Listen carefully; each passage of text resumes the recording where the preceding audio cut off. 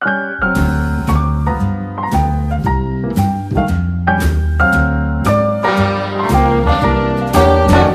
little different than all the rest.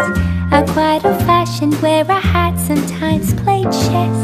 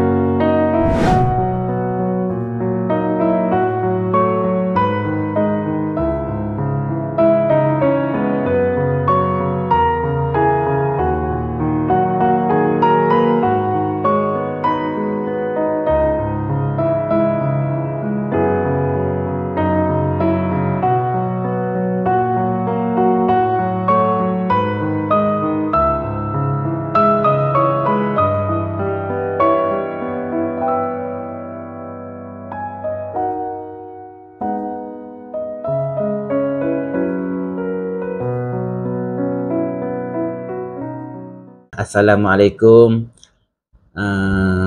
Saya ucapkan selamat bersara kepada Kak Yah dan semoga Kak Yah sihat-sihat selama. Jangan lupa SK Power. Kalau free datang selalu ke SK Power. Kita sekeluarga ni kalau boleh sepanjang hayat kita bersilaturahim. Daripada saya. Bye-bye Kak Yah. Assalamualaikum warahmatullahi wabarakatuh. Selamat bersara Kak Yah.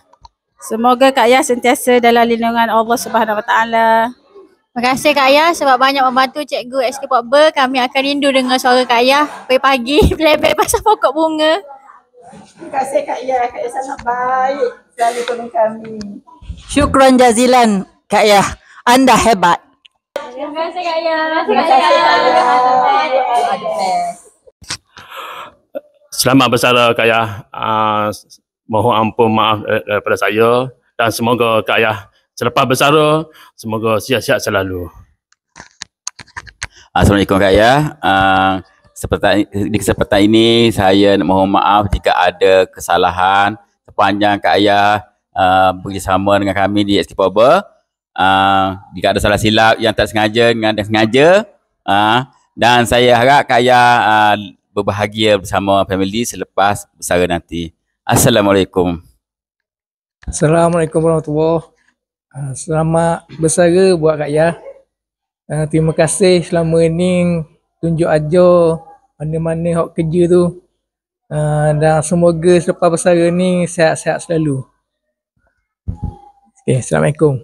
Bismillahirrahmanirrahim. Saya ingin mengucapkan selamat bersara buat Kak Yah. Terima kasih di atas jasamu selama ni. Jasamu tetap aku kenal.